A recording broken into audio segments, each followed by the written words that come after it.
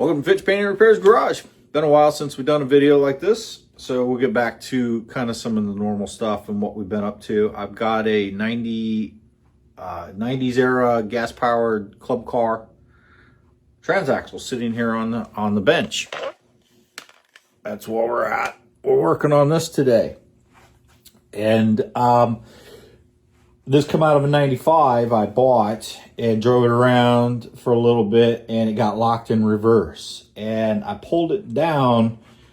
Well, I bought a 92 as a donor car and pulled the rear end out of it and stuck it in my 95, and the 95 is running just fine. But this rear end transaxle, I thought I was going to have to do the synchronizers in it because it was stuck in reverse gear. Couldn't get it to shift into neutral. It would start up and only drive in reverse, but it would start up and run. But anyway, so I pulled this one down finally, thinking I was going to have to change the whole transaxle assembly and replace the these little brass fittings in here, which are your synchronizer gears. And when I opened it up, I got some pictures I'll add to this video a little bit later on. I'll see if I can poke them in here.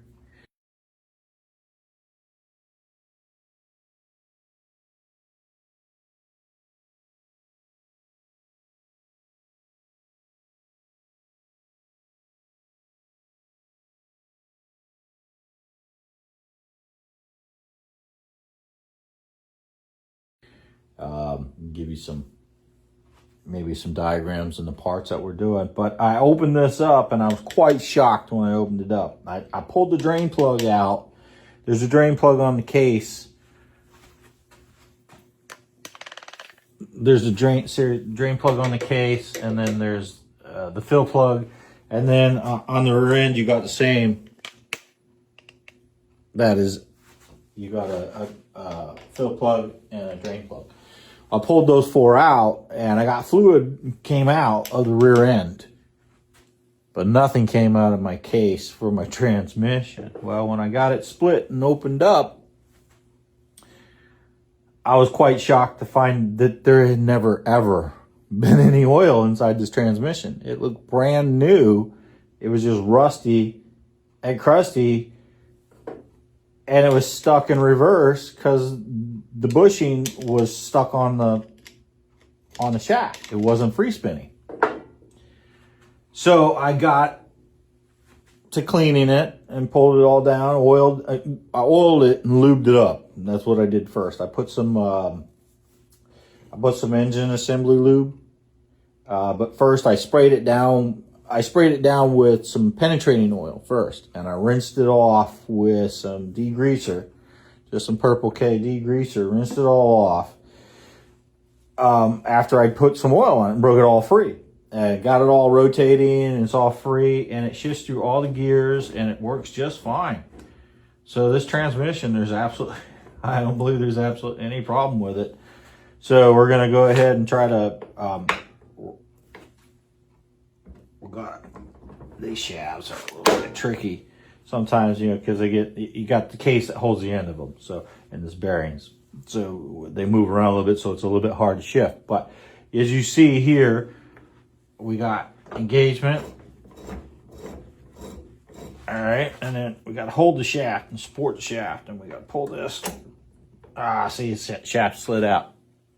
It's got a little locating dowel. There's 3 grooves on the shaft and a ball bearing and a spring located. So she shifts and she goes into neutral and she rotates. And we'll go back into neutral. Nope, it just went right back into. All right, so shaft. So just got to slide that shaft over. So what I was having is, let's see if I can get this all right, so the way you get this off is, I found, you need to get this shaft over as far as you can.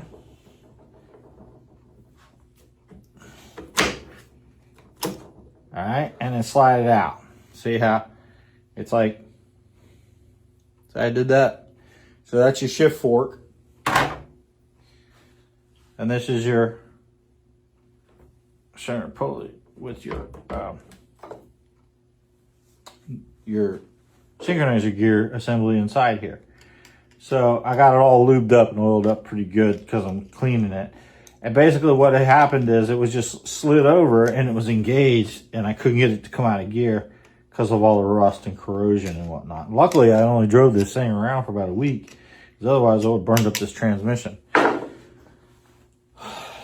Otherwise, there was no metal shavings. There was nothing in there. It was just a bunch of rusty crusties. I'll show you the pictures when I pulled it apart.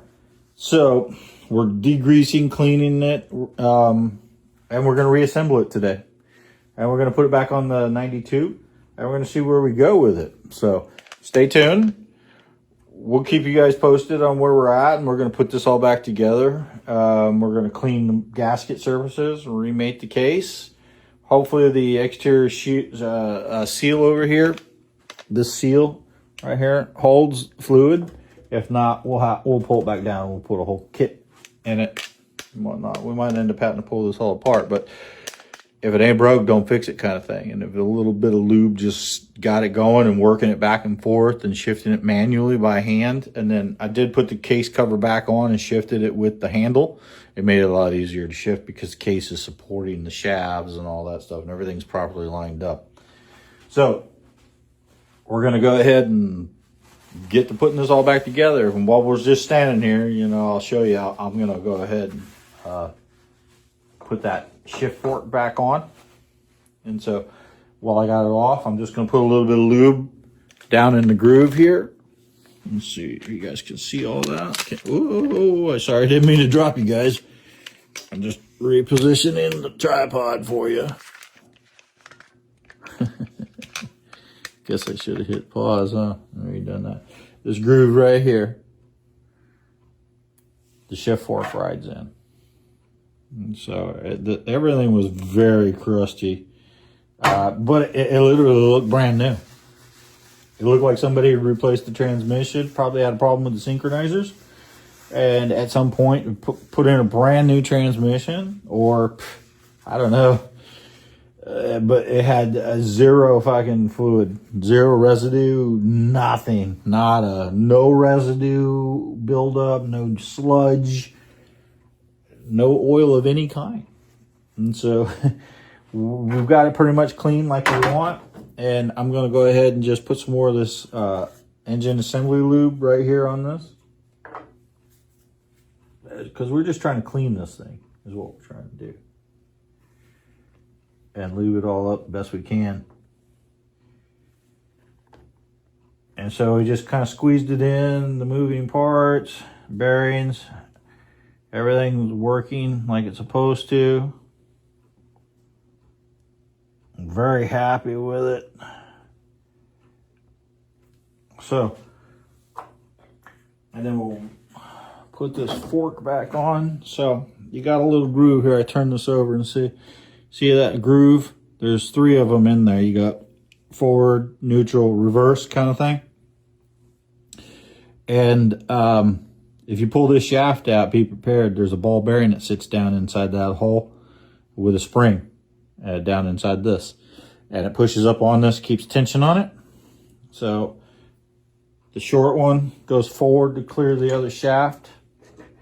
Set it down in there. You got to have it in neutral. And then grab the fork, support it with your hands like this.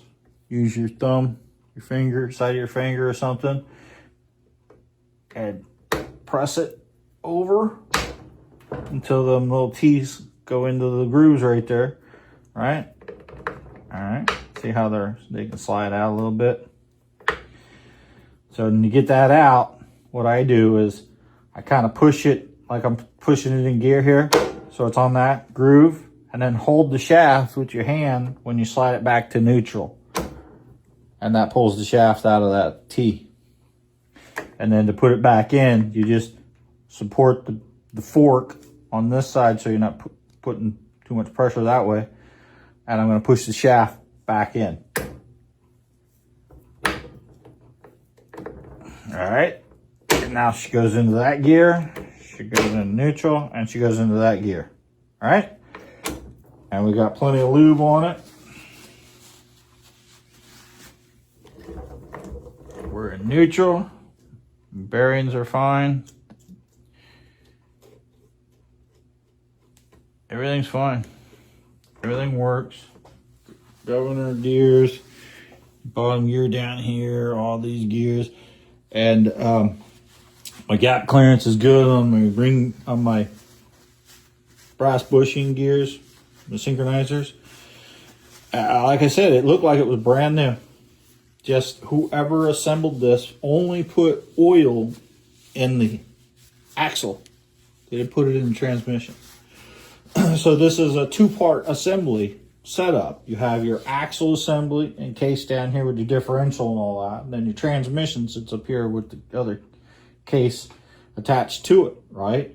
So you have a fill hole over here in the case. Fill hole, drain hole. So put your plug in the drain, fill it up until you can see it in the hole. Or follow the manufacturer's recommended amount. And so you put that in the transmission, then you got another one down here for the rear end. So this one is your fill, and then down here is your drain, right here. Down here is the drain, here is the fill. They're all four the same. I'll pull this one out. They got a little crush washer on them. Sometimes the crush washer stays attached to the case. So we'll clean all that. We'll Teflon tape it. We'll put it back in, and we'll look up the recommended oil, gear oil or transmission fluid or whatever goes in this. So, but I've just been using PB Blaster, some Pure Guard SAE non-detergent oil, just lubricating this, the engine assembly lube. Just been lubricating it and rotating it and cleaning it, and then I spray it off with degreaser, rinse it all down, and then repeated the process. And then I also took 2 cans of brake parts cleaner and blasted it all down and cleaned it and got as much gunk off of it and rust out of it as I possibly could. And then I've lubed it back up. So now we got to clean the gasket surface, and we're going to remate the case. And just another quick note, the clutch pulley over here was quite hard to pull off, and we'll go over that real quick. This is the pulley. This is your driven clutch. Driven, not the drive. The drive clutch is the one attached to the motor. The driven clutch is the one that's attached to the transmission. As you see, I broke it when I was trying to pull it off with the gear puller. See how messed up this whole assembly is? It's frozen on there. It was quite hard to get off. Quite hard. I pounded on it, beat on it, pulled on it with a pulley, pried on it. And so the only thing that worked is I heated it with a bottle torch.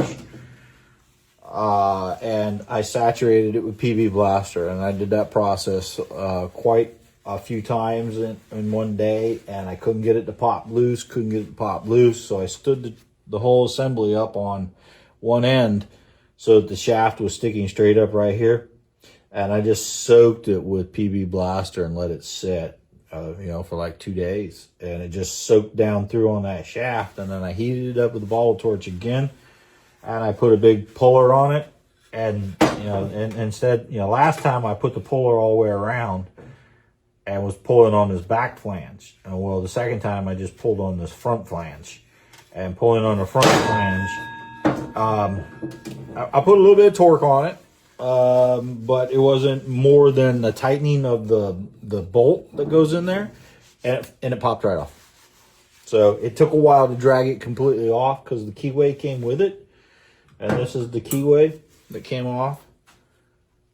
So we're going to clean everything back up. And we're going to put back in. I already checked my new one.